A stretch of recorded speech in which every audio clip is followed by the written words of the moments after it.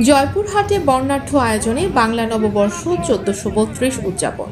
জয়পুরহাট জেলা প্রতিনিধি আবু রায়হানের পাঠানো তথ্য ও ভিডিও চিত্রে দেখুন বিস্তারিত।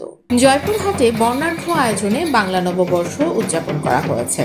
সোমবার সকালে জেলা প্রশাসনের উদ্যোগে বাংলা নববর্ষ 1432 পহেলা বৈশাখ উপলক্ষে শহরের রামদেও বাজলা সরকারি উচ্চ বিদ্যালয় থেকে সকাল 8:30টায় আনন্দ শোভাযাত্রা বের করা হয়।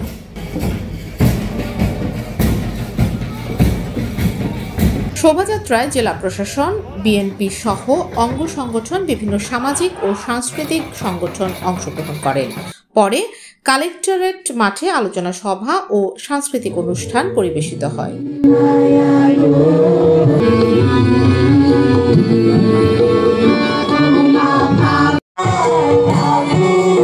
এ সময় অতিরিক্ত জেলা প্রশাসক বিপুল কুমার বিশ্বাসের সভাপতিত্বে প্রধান অতিথি হিসেবে উপস্থিত ছিলেন জেলা প্রশাসক আফরোজা আক্তার চৌধুরী, পুলিশ সুপার মোহাম্মদ আব্দুল ওহাব, বিএনপির সহ সাংগঠনিক সম্পাদক ওবায়দুর রহমান চন্দন, বিএনপির নির্বাহী কমিটির সদস্য ফয়সাল আলিম, জেলা বিএনপির আহ্বায়ক গুলজার হোসেন প্রমুখ। অনুষ্ঠানে জেলা শিল্পকলা একাডেমি, জেলা জাসাজ সহ 19টি সংগঠন সঙ্গীত ও নৃত্য পরিবেশনা করেন।